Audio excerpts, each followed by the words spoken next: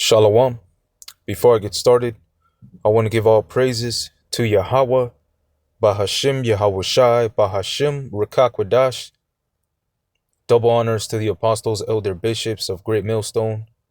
Double honors to the high priest elders that were before them. Peace and salutations to you sincere brothers out there pushing this word without sincerity and in truth.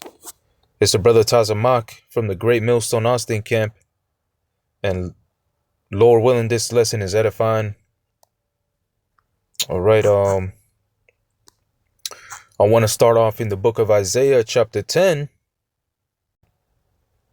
and verse 20, because this goes into ultimately the remnant coming back, the remnant of Jacob, all right, the remnant of Israel, all right, the nation of Israel consists, all right, before we proceed, of 12 tribes, all right, which consist of the so-called Negroes, Latinos, and Native Americans.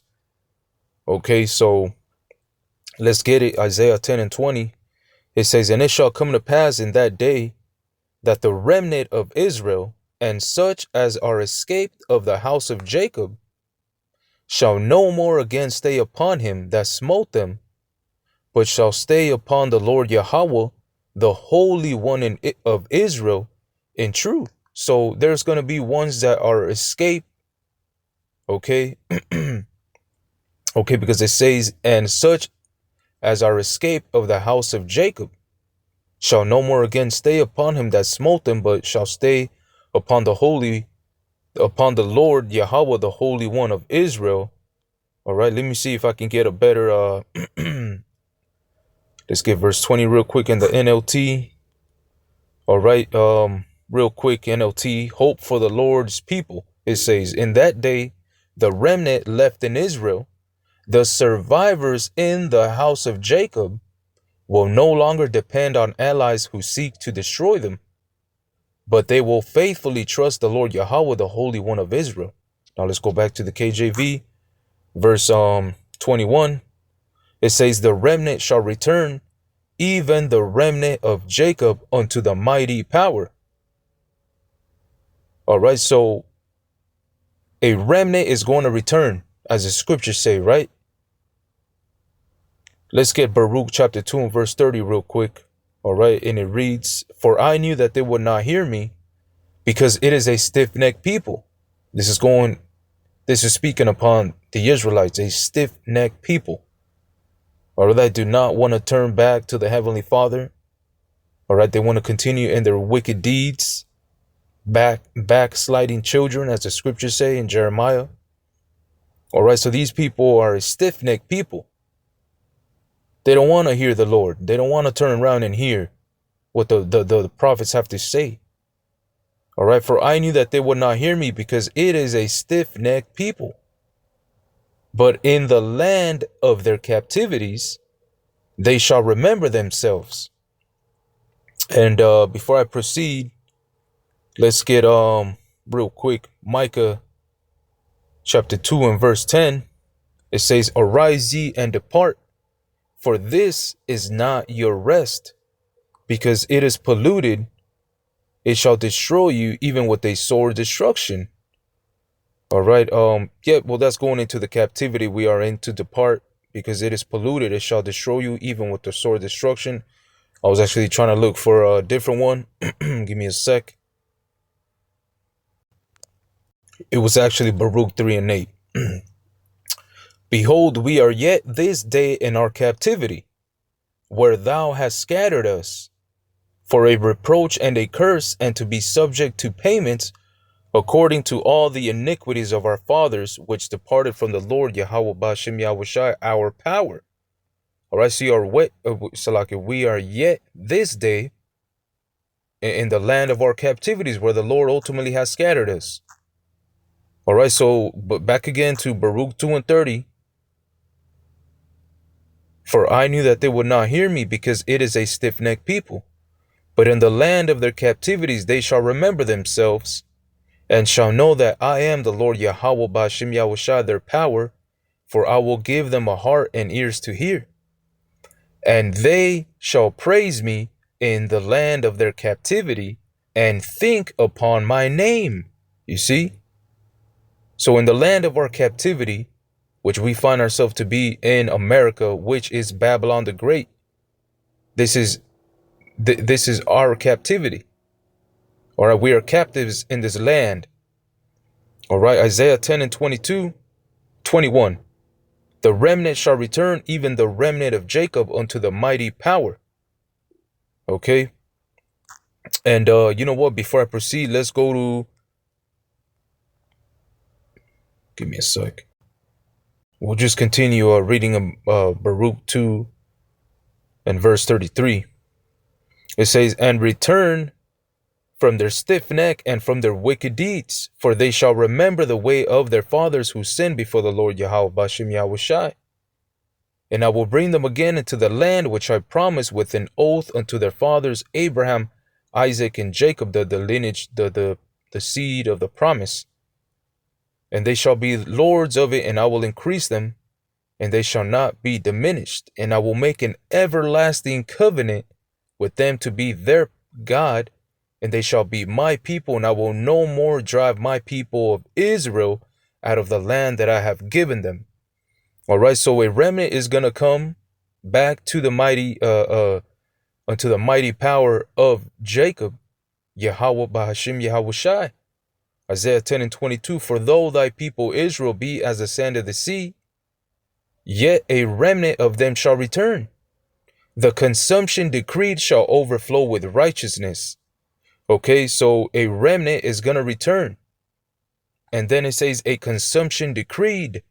Let's go into this real quick in the Blue Letter Bible.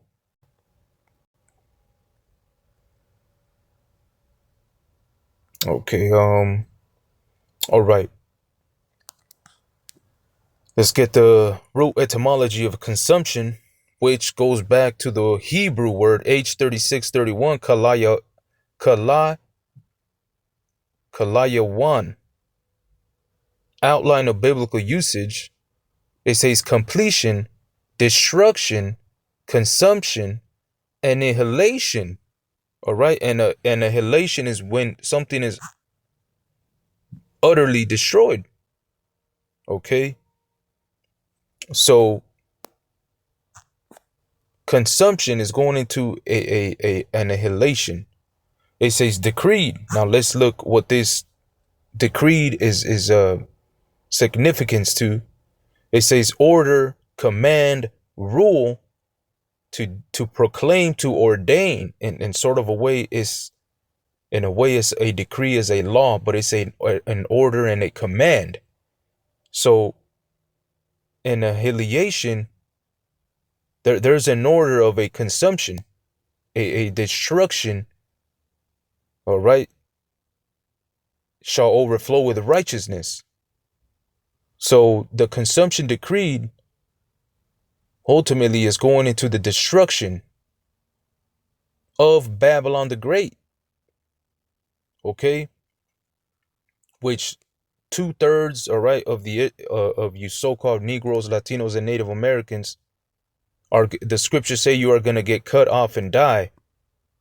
All right, let's get that, and we'll jump back to Isaiah 10 and 22. But yep, let's get this Zechariah 13 and 8. It says, and it shall come to pass that in all the land, saith the Lord Yahweh, 2 parts therein shall be cut off and die, but the third shall be left therein. You see, so 2/3 are not going to make it in this specific land. All right, because when you jump down to Isaiah 10 and 23, it says, for the Lord Yahweh, power of God, the Lord Yahweh Bashem Yahushai, power of hosts, shall make a consumption even determined. All right, so this destruction is determined in the midst of all the land. You see, so this consumption decreed is an order for a destruction to come. All right, and it's going to be done in righteousness, man, because when you go to Psalms 147 and 145 and verse 17, it tells you the Lord Yahweh is righteous in all his ways and holy in all his works. So holy is significant to, holy means pure. So the Lord is pure in all his works and righteous in all his ways. So this consumption decree, this destruction, right? This destruction that has been given as a decree shall overflow with righteousness is ultimately because it's the Lord that is righteous in all his works, Salaki, in all his ways, and holy in all his works. Okay. Isaiah 10 and verse 23, for the Lord Yahweh Bashem Yahushai, power of hosts, shall make a consumption, going into the destruction and annihilation, even determined in the midst of all the land. And that land is what? Babylon the Great. Okay. And let's go to Malachi chapter 4. All right, going into the consumption decree. All right. It says for Malachi 4 and 1, for behold, the day cometh that shall burn as an oven, and all the proud, yea, and all that do wickedly shall be stubble. And the day that cometh shall burn them up, saith the Lord Yahweh of hosts, that it shall leave them neither root nor branch. So this annihilation, all right, Malachi 4 is speaking on this decree of this pending destruction. Okay, but let me get Revelation 7, because Revelation 7 it speaks about the remnant of Israel returning to the mighty power Yahweh Bashem Yahushai. All right, before the consumption decreed. All right, Revelation 7, before the annihilation. This is Revelation 7 and verse 1. It says, and after these things I saw 4 angels standing on the 4 corners of the earth, holding the 4 winds of the earth, that the wind should not blow on the earth, nor on the sea, nor on any tree. And this winds is going into the destruction, the thermonuclear destruction. All right, let me get real quick. This is Jeremiah 51 and verse 1. It says, thus saith the Lord Yahweh, behold, I will raise up against Babylon, and against them that dwell in the midst of them, that rise up against me, a destroying wind. You see? So this destroying wind is the holding the 4 winds in Revelation 7. Revelation 7 and 2. And I saw another angel ascending from the east, having the seal of the living power, and he cried with a loud voice to the 4 angels to whom it was given to hurt the earth and the sea, saying, hurt not the earth, neither the sea, nor the trees, till we have sealed the servants of our God in their foreheads. And I heard the number of them which were sealed, and there were sealed 144,000 of all the tribes of the children of Israel. You see, so Isaiah 10 and 22, for though thy people Israel be as the sand of the sea, yet a remnant of them shall return. And that remnant is what? Revelation 7 and verse 4, the 144,000 of all the tribes of the children of Israel. The consumption decree shall overflow with righteousness. All right. That consumption decree is going into the 4 winds of the earth, being held by the 4 angels, holding the 4 winds of the earth, which are the destroying winds, which we read is coming against Babylon, which is America. Okay. Because Isaiah 34 goes into this consumption decree also, and the land is ultimately gonna hit. All right, it says Isaiah 34 and 5, for my sword shall be bathed in heaven. And this sword is going into the nuclear, the missile. All right, it's a decree from heaven, right? For my sword shall be bathed in heaven. Behold, it shall come down upon Idumea. Idumea is the Greek way of saying Edom. And upon the people of my curse to judgment. So the Edomites are a people of a curse. The sword of the Lord Yahweh is filled with blood. It is made fat with fatness, and with the blood of lambs and goats, with the fat of the kidneys of rams. For the Lord Yahweh had a sacrifice in Basra and a great slaughter in the land of Idumea. Idumea Khan. All right, so this consumption decreed, all right, ultimately is going to come upon the land of Idumea. But the 2/3, as we read, are going to get cut off and die in this land, Babylon the Great. Let's get Zechariah 13:9, and I'm going to close it out with this one. And I will bring the third part through the fire, and will refine them as silver is refined, and will try them as gold is tried. They shall call on my name, and I will hear them. I will say, it is my people, and they shall say, the Lord Yahweh is my power. This is a remnant coming back to Yahweh Bashim Yahushai, ultimately being brought through the fires and tribulations. Okay, so with that, Lord willing, this was edifying. I want to give all praises to Yahweh, Bahashim, Yahushai, Bahashim, Rakak Wadash. Until the next one, Shalom.